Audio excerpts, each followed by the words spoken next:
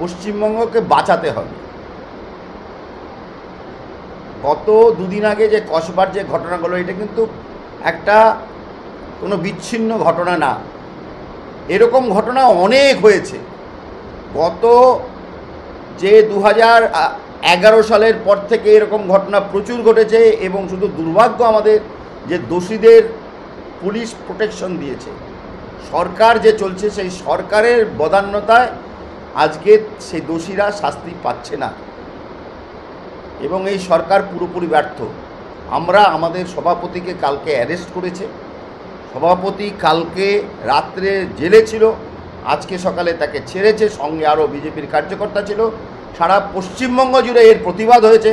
কালকে শিলিগুড়িতে রাত্রে হয়েছে সন্ধ্যার সময়, এবং সব জায়গায় হয়েছে। ইসলামপুরে হয়েছে কিনা আমি বলতে পারছি না, কিন্তু রায়গঞ্জে হয়েছে, সব জায়গায় হয়েছে। তো আমরা মানুষের কথা বলার জন্য এগিয়ে এসেছি, পশ্চিমবঙ্গকে বাঁচানোর জন্য। কি শিক্ষা, কি চিকিৎসা, কি অর্থনৈতিক বিষয়, কি মানুষের রুজি রোজগার, আজকে আমরা তলানিতে এসে ঠেকেছি। আমরা তাই মানুষদের কাছে বারবার অনুরোধ করছি যে এই সরকারকে পরিবর্তন করুন, পশ্চিমবঙ্গকে বাঁচান। যে পশ্চিমবঙ্গকে একদিন ভারতবর্ষ পথ দেখাতো ভারতবর্ষে, সেই পশ্চিমবঙ্গ আজকে একদম শেষ অবস্থায় এসে পৌঁছেছে। তাই সবার কাছে অনুরোধ যে 2026-এ এই সরকারকে পরিবর্তন করতে হবে। তাই আমাদের যে কার্যকর্তা 200 জনের বেশি কার্যকর্তা বলিদান দিয়েছেন নিজেদেরকে, সেই দেবতুল্য কার্যকর্তারা স্মরণ করে আমরা নামছি, কাজ করছি, এবং আমরা মানুষের জন্য কাজ করছি। বিধানসভায় তো আর বেশি দিন নেই, সেটা কতখানি প্রস্তুত বলে মনে করছেন আপনারা, এবং কতখানি মানুষ প্রস্তুত? মানুষ ভারতীয় জনতা পার্টিকে চাচ্ছে, এবং মানুষ ভারতীয় জনতা পার্টিকে নিয়ে আসবে। আমরা আমাদের মতো প্রস্তুতি নিয়েছি, আমাদের কাজ হচ্ছে, আমরা মানুষের কাছে যাচ্ছি। এই সরকারের যে ব্যর্থতা সেগুলো মানুষের সামনে তুলে ধরছি। সাংগঠনিক যে বললেন আপনি, সাংগঠনিক ব্যাপার, সাংগঠনিকভাবে কতটা মজবুত বর্তমানে? দেখুন, একটা জিনিস খুব পরিষ্কার যে বিভিন্ন রকমের যে মিডিয়া এবং যারা করে, তারা বারবার এই সংগঠন সম্বন্ধে কথা বলেন।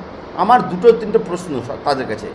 যে ফার্স্ট কথা হচ্ছে সংগঠন না হলে পরে 40% ভোট একটা দল কেমন করে পায়?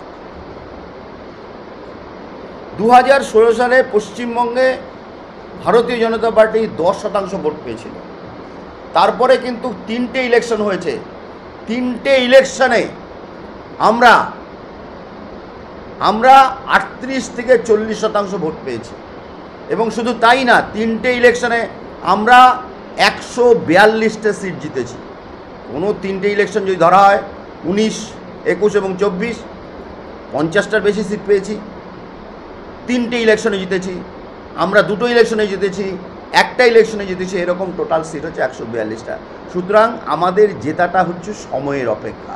আমরা জিতব, পশ্চিমবঙ্গের মানুষ আমাদের জেতাবে।